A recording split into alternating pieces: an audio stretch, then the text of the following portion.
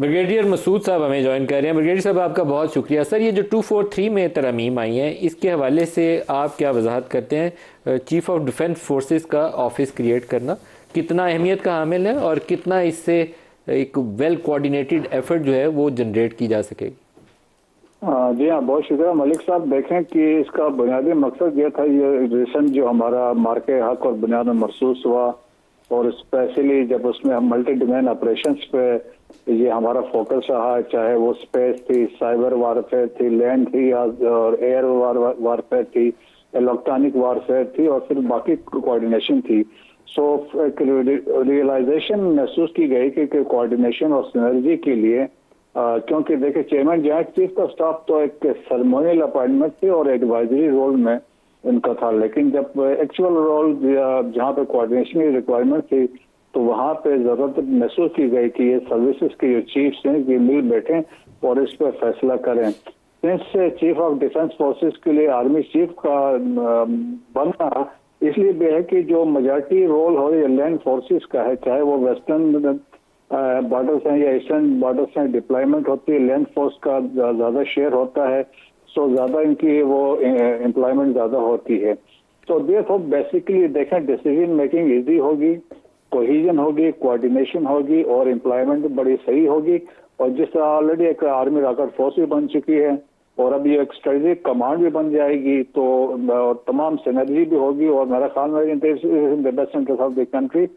और ताहम इसमें से कोई लोगों का सोच ये थी कि चीफ ऑफ डिफेंस फोर्सेस बनने के बाद या कोई पाकिस्तान नेवी या पाकिस्तान एयरफोर्स में इसका कोई फर्क पड़ेगा, उससे कोई नहीं है। वो they will remain independent, routine की एडमिनिस्ट्रेशन उनकी चलती रहेगी, अपने पोस्टिंग ट्रांसफर्स वो करते रहेंगे, लेकिन जब कोई ऑपरेशनल बात होती है तो उस वक्त चीफ ऑफ डिफेंस फोर्सेस की वो वहां पे वो एक्शन में आएंगे। ब्रिगेडियर मसूद साहब, इस वक्त सूरत हाल ये है कि आपके वेस्टर्न बॉर्डर से दहशत गर्दी आ रही है। इस्लामाबाद के अंदर ब्लास्ट हो गया है, वाना के अंदर अल्लाह ताला ने रहम फरमाया है। ख़ास तौर पर उन लोगों को ख़ास सलाम है जिन्होंने अपनी जानों का नजराना पेश किया और उस कैडेट कॉलेज की हिफाजत की।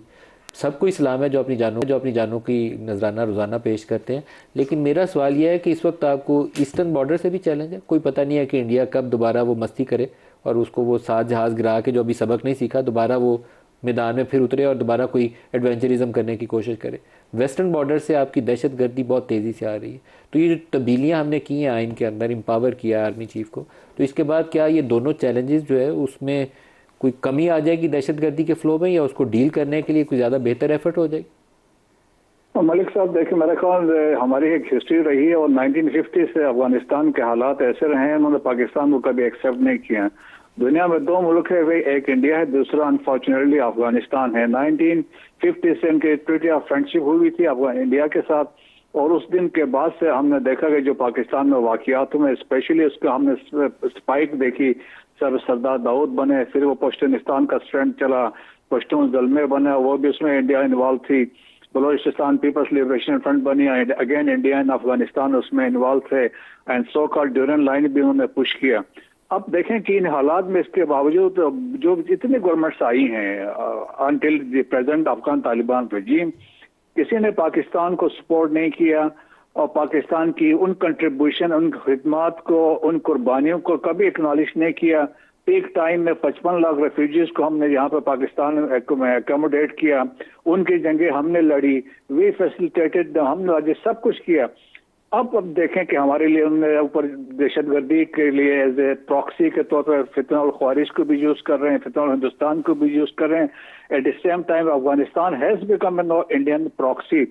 लेकिन हम ये समझते हैं वेस्टर्न बॉर्डर जो भी है एक फुल फ्लैश थ्रेट हमारे लिए नहीं है, लेकिन इनकी शदीद ख्वाहिश है, इंडिया की भी ख्वाहिश रही है, अफगानिस्तान की भी ख्वाहिश रही है कि पाकिस्तान को दोनों साइड से उस पाकिस्तान को फिक्स किया जाए। मैं आपको एक कोट करता हूँ, my enemies enemy, Avinash Paliwal की किताब है, उसमें उसने कोट किया है कि सरदार दाऊद ने एक लेटर लिखा इंडियन गवर्नमेंट को और उनको कहा कि you militarily engage Pakistan from in the east, we would take a fight in the west, और उन्होंने कहा so that we can fix Pakistan. So इनकी अप्रोच वो वहीं से है। सो पाकिस्तान की ये कभी खैर खा नहीं रहे डिस्पाइट अवर सेंसिटिविटी। सो सही यही पॉलिसी अफगान तालिबान रजीम भी यही कर रही है। They are playing with the sentiments of Pashtuns, उनको यूज कर रहे हैं। कभी पश्तूनिस्तान की बात करते हैं। मैं तो अभी मैंने रिसेंट एक आर्टिकल लिखा था द पेट्रियाटिक पश्तून्स, तो उसमें मैंने यही लिखा था 4 करोड़ पश्तून तो पाकिस्तान में है, 1.5 करोड़ वहां पे है। वो जो लर और बर की बात करते हैं वो आए पाकिस्तान में आके जम हो जाएं। पाकिस्तान में सबसे बड़ा शहर जो पश्तूनों का है वो कराची है, उसके बाद पेशावर है। आपने ब्रिगेडियर साहब ये बात अच्छी की है कि आपको उसके ऊपर अपना क्लेम करना चाहिए कि ये जो पश्तून इलाका आपके पास है ना, ये भी पाकिस्तान का हिस्सा बना है, तो फिर वो यूनिटी वैसे ही कायम हो जाएगी। ब्रेक करीब आ गई, आपका बहुत शुक्रिया। दानियाल चौधरी साहब, क्या बिगेस्ट अचीवमेंट है 27वीं तरमीम की, आइनी अदालत या फील्ड मार्शल के ओहदे को जो इजाफी इख्तियार दिए गए, चीफ ऑफ डिफेंस फोर्सेस का जो ओहदा आपने नया मुतारफ़ करवाया? थैंक यू जी नदीम साहब for having me on the show. देखें, आप अगर इसकी बात करें तो मैं टोटलिटी के ऊपर बात करूँगा, और जो इसका स्पिरिट है वो ये है कि जमहूरियत मजबूत हो, पार्लियामान मजबूत हो, और पार्लियामान मजबूत हो और साथ ही आपके डिफेंसेस और आपके जो पूरा सेटअप है ये मजबूत हो। इसमें जो सबसे मजबूत कैसे हुई है? देखें, आपने सबसे पहले जब 184 के ऊपर आपने बात की कि यहाँ बैठी हुई हुकूमतें, चलती हुई हुकूमतें जो मईशत को बेहतर कर रही थी, जो पाकिस्तान को चला रही थी, और उनको घर भेज दिया गया सिर्फ एक लेटर के ऊपर, किसी को बेटे से तनख्वाह ना लेने के ऊपर, किसी को शक्ल ना पसंद होने के ऊपर, या किसी को कोई और वजह उठाकर। यहाँ सुमो मोटो एक्शंस जो हैं वो इन चीज़ों के ऊपर लिए गए कि जिस चीज़ को आपने पॉलिटिकली विक्टिमाइज़ करना था कि मैं आप बड़े लीडर्स की तो बात छोड़ दें, आपने मेंबर प्रोविंशियल असेंबली के लोगों को भी डिस्क्वालीफाई किया इन चीज़ों के ऊपर, and there is a list of those people. देखें, आज जो सबसे जो इम्पोर्टेंट चीज़ है वो हुई है कि जो सुप्रीम कोर्ट में आइनी बेंचेस की, आइनी कोर्ट की बात हुई है। मैं अपने जितनी भी एज अ लीगल प्रैक्टिशनर मैं ये बात करता हूँ कि जो आइनी केसेस हैं उनका जो टोटल अगर आप परसेंटेज देखें तो 8% से ज़्यादा नहीं है, लेकिन वो आपके अवाम का या कोर्ट्स का 92% ऑफ द केसेस हैं वो डिलेड और बैकलॉग में थे, क्योंकि ये 8% केसेस जो हैं ये आपका 2-2, 3-3 महीने लेते थे, और आपके सिविल, और क्योंकि यही जजेस थे, यही बेंचेस थे, और उसमें बैकलॉग इतना था कि 20-22 साल का बैकलॉग है कि मेरे दादा ने केस किया तो शायद आज पूरी एक जनरेशन ख़त्म होगी और आज उनका पोता उन केसेस को देख रहा है। ये जो 92% केसेस थे ये अवाम की आवाज़ बनकर ये आइनी कोर्ट्स सामने आए हैं। जो 92% केसेस हैं वो अलग चलेंगे, और ये 8% अलग चलेंगे जिनको आइनी बेंचेस, आइनी कोर्ट्स कहा जाएगा, उस पर चलाएंगे। दूसरा, ट्रांसफ़र एंड पोस्टिंग वाली चीज़ आपके सामने है।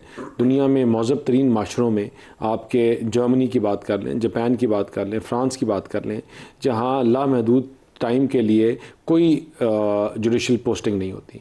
पीपल आर ट्रांसफर्ड और उनको मूव किया जाता है। उनको आप या मैं मूव नहीं करते, उनको वही लोग मूव करते हैं जो उनको इलेक्ट करते हैं, जो बॉडी उनको चूज़ करती है वही उनको मूव भी करती है। इसकी रीज़न क्या है कि इट्स ह्यूमन नेचर कि आपके लाइक्स और डिसलाइक्स हो जाते हैं।